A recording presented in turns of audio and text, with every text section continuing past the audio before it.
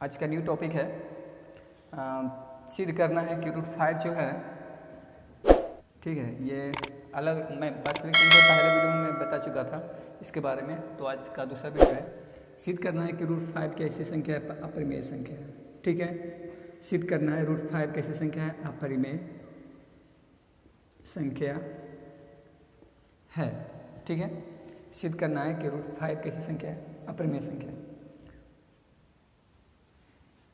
इसे सिद्ध करना है √5 अपरिमेय संख्या है, तो पहले इसे परिमेय संख्या मान लेते हैं। इसके पहले विपरीत मानना पड़ेगा। ठीक है, तो जैसे मान लीजिए कि √5 एक कैसी संख्या है, पहले इसे विपरीत मानना है। जो पहले होगा वो उसी का क्या करेंगे, पहले विपरीत मानेंगे। जैसे यहाँ पे दिया हुआ है कि √5 एक कैसी संख्या है, तो अपरिमेय संख्या ये दिखाना है। तो इसे दिखाने के लिए पहले क्या करना पड़ेगा, जो अपरिमेय संख्या है √5 उसे उल्टा करके विपरीत करके उसे मानना पड़ेगा। जैसे √5 अपरिमेय संख्या है तो इसे मानेंगे √5 एक परिमेय संख्या है, एक परिमेय संख्या है। ठीक है, ये √5 एक ऐसी संख्या है, परिमेय संख्या है। और परिमेय संख्या जो होता है वो p/q के रूप में होता है। तो उसे भी हम एक बार क्लियर कर लेते हैं। जिसमें ये है कि एवं p/q भी एक परिमेय संख्या है, एक परिमेय संख्या है जहाँ, ठीक है, जहाँ q नॉट इक्वल 0। कहने का अर्थ है अगर q बराबर 0 हो जाएगा तो फिर ये जो p/q जो परिमेय संख्या के रूप में है वो परिमेय संख्या के रूप में नहीं हो पाएगा। ठीक है, इसीलिए p/q बराबर भी एक परिमेय संख्या है, लेकिन जहाँ पे q क्या होना चाहिए, नॉट इक्वल 0। अगर 0 के बराबर होगा तो वो परिमेय संख्या नहीं होगा। तो अब देखिए √5 को भी एक अपरिमेय संख्या, एक मतलब कि था अपरिमेय संख्या, लेकिन √5 को भी जब मान लिए हैं तो एक परिमेय संख्या माने हैं। ठीक है, यहाँ पे लिख दीजिएगा माना है। ठीक है, तो माने हैं कि एक √5 भी एक कैसी संख्या है, परिमेय संख्या है। ठीक है, और p/q भी कैसी संख्या है, एक परिमेय संख्या है। तो ये भी परिमेय संख्या, ये भी परिमेय संख्या। तो एक तरीके से ये समझ लीजिए कि एक परिमेय संख्या यहाँ से भी, एक परिमेय संख्या यहाँ से भी। तो ये एक परिमेय संख्या, एक परिमेय संख्या कैंसिल हो जाएगा, तो यहाँ से क्या बचेगा, p/q। तो यहाँ पर इस तरीके से लिख सकते हैं कि ये बचा, यहाँ से होगा p/q और इधर होगा √5। ये कुछ इस तरीके से होगा। इसे और भी समझ लेते हैं पहले फिर इसका आगे देखेंगे। √5 कैसी संख्या है, तो अपरिमेय संख्या है। √5 कैसी संख्या है, तो अपरिमेय संख्या है।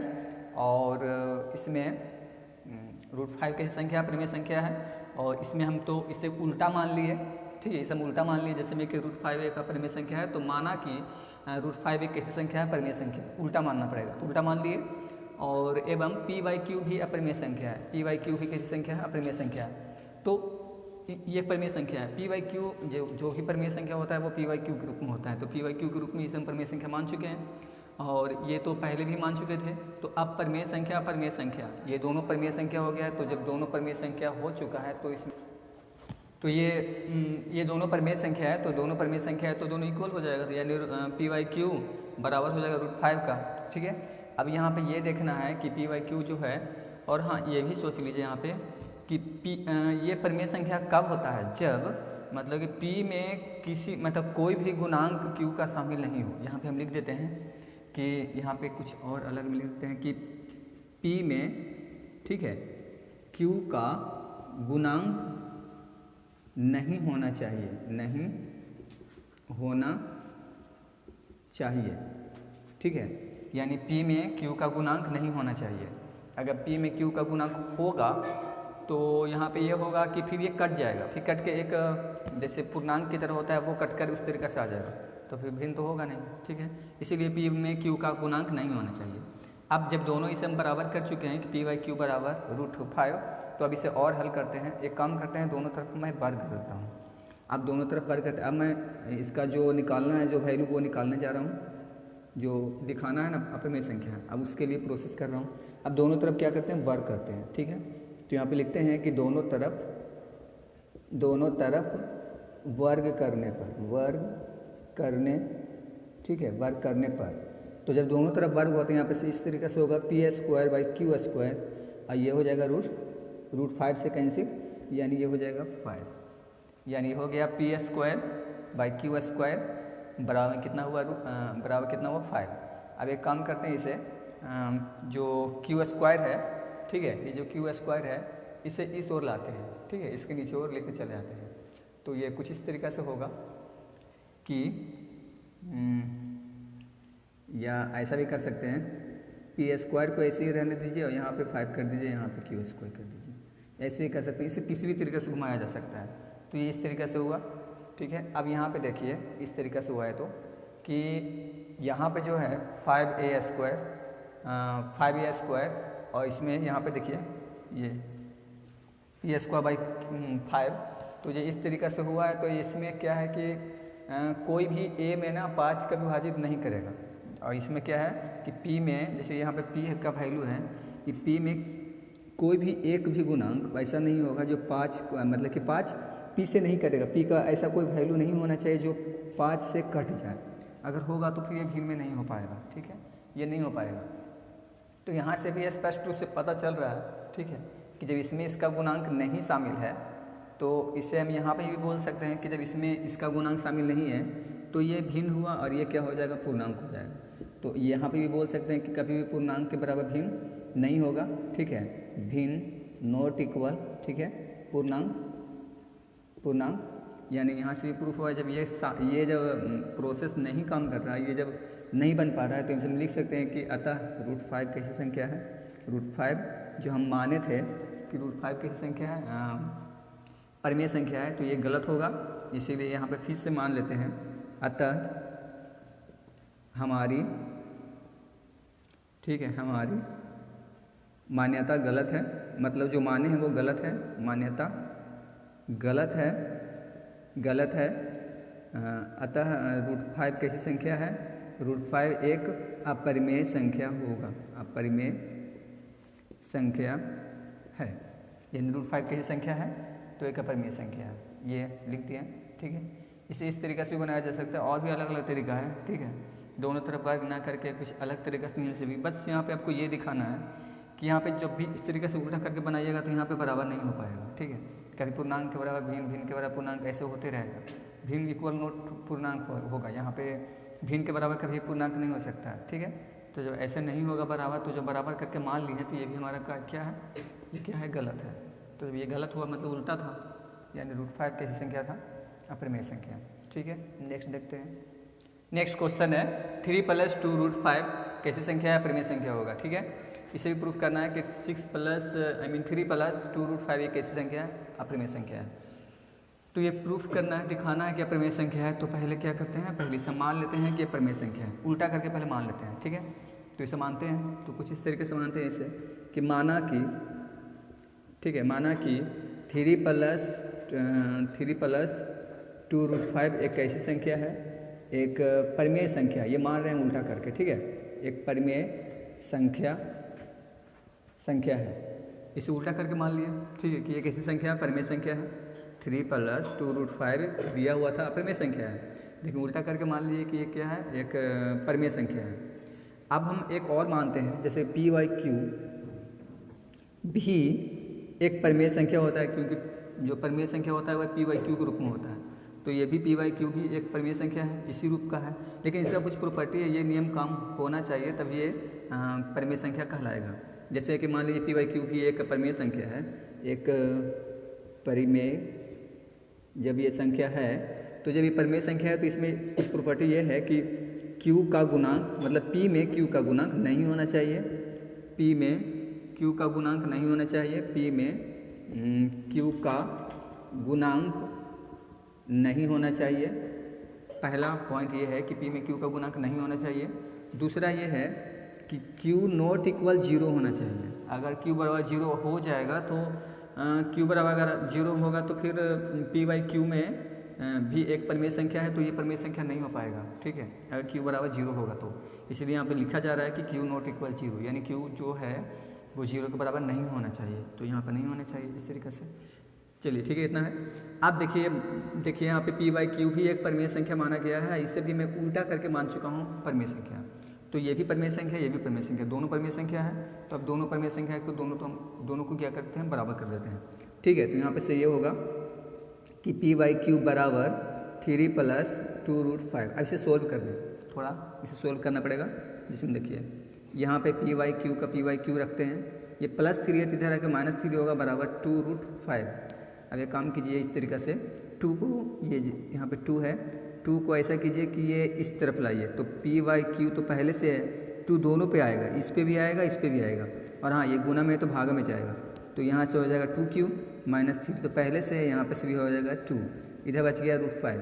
अब देखिए यहाँ पे भिन्न है, और भिन्न का जो घटाव है सब्ट्रैक्ट करेगा, यानी भिन्न का जो घटाव है तो वो भिन्न ही आएगा, भिन्न का घटाव भिन्न ही आएगा, लेकिन यहाँ पे क्या आया उस तरफ √5 आ चुका है, तो ये पॉसिबल नहीं है। तो यहाँ पे हम लिख सकते हैं कि भिन्न का घटाव भिन्न ही होता है, लेकिन यहाँ पे भिन्न का घटाव क्या आ रहा है, √5 है, अपर में है, ये पॉसिबल नहीं है, ऐसा नहीं हो सकता है, ठीक है। तो यहाँ पे लिख सकते हैं कि भिन्न, ठीक है, नॉट इक्वल अपरिमेय, यानी भिन्न अपरिमेय के बराबर नहीं होता है।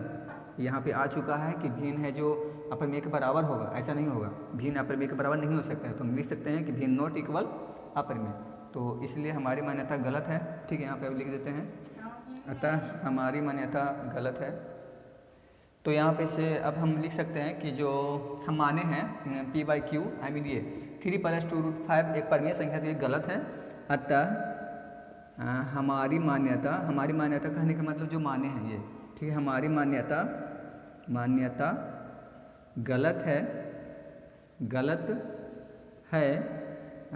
3 + 2√5 एक कैसी संख्या है, एक परिमेय नहीं होगा, ये क्या होगा, अपरिमेय संख्या है, अपरिमेय संख्या है, ठीक है। ये भी कंप्लीट हो गया।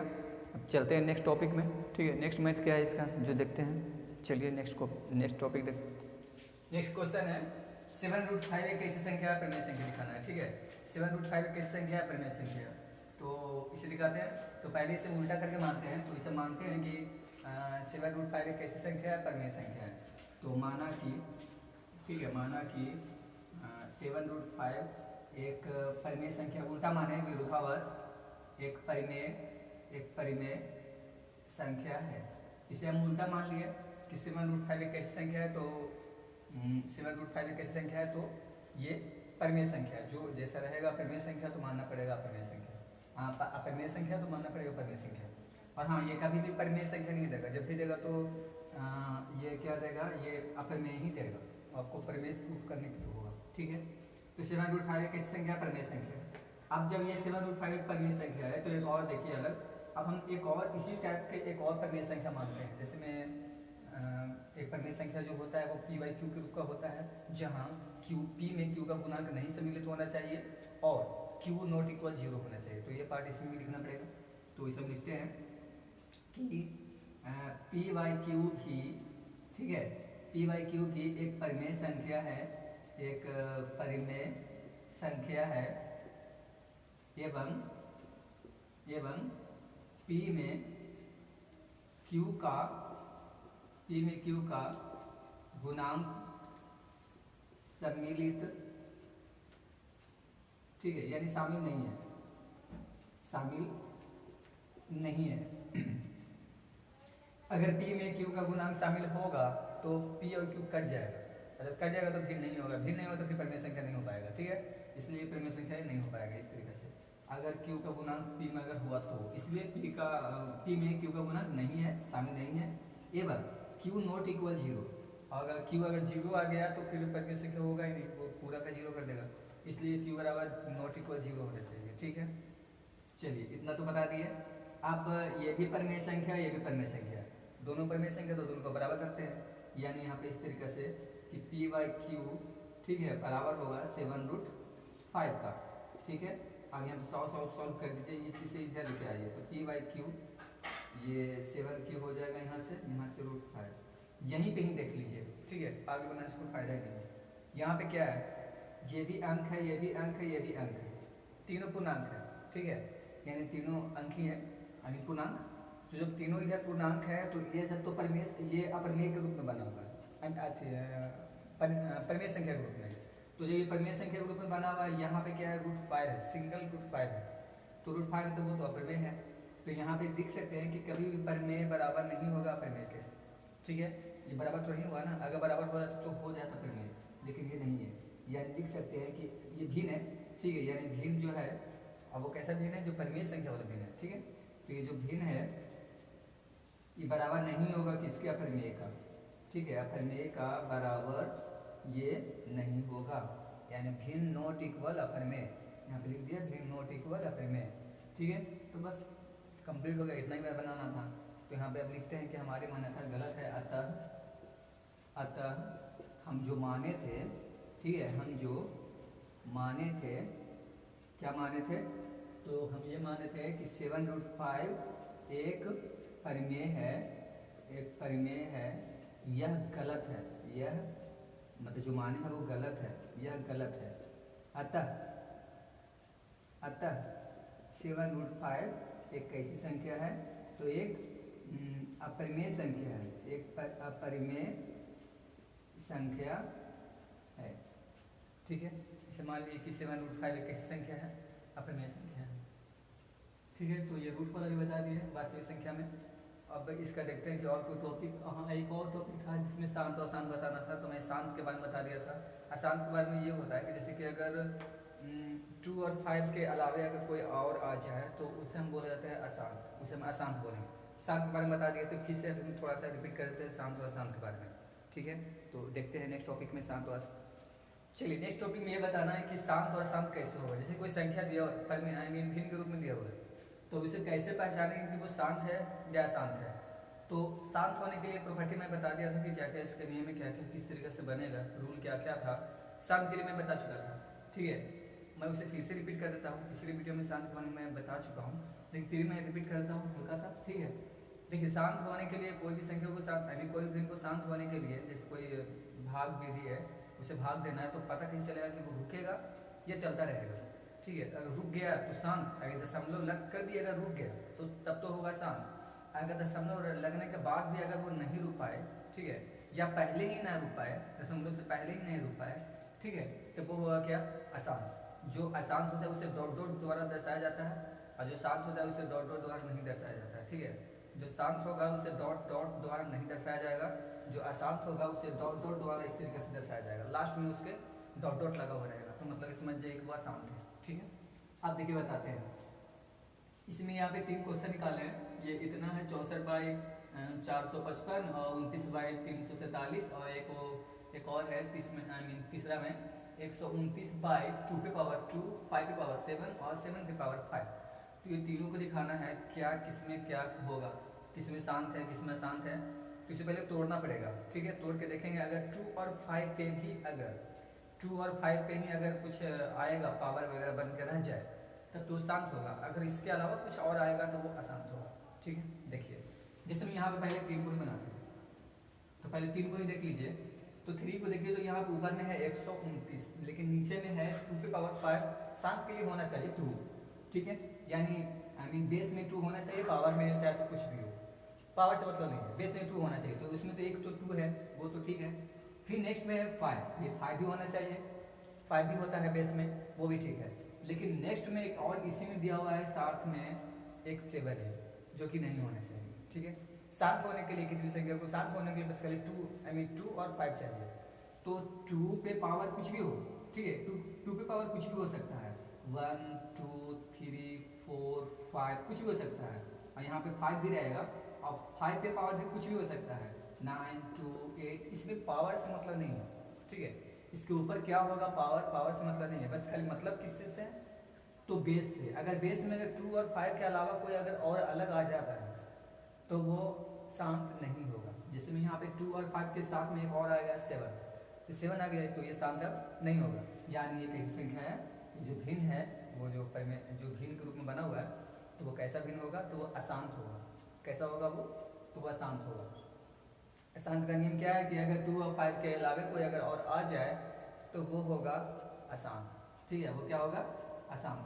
अगर 2 और 5 भी बस रह जाए तो शांत। और हाँ, अगर 2 अकेला भी आ जाए ना, जैसे कि 2 से अकेला ही कट जाए, जैसे मैं एक तरीके से मानिए, जैसे में 3 या 13 है और ये 8 है, तो ये तो 8 है, इसे तोड़ा जाएगा तो ये इस तरीके से बनेगा, 8 ये 4 फिर ये 2, यानी 2 कितना बार आया, 3 बार आया।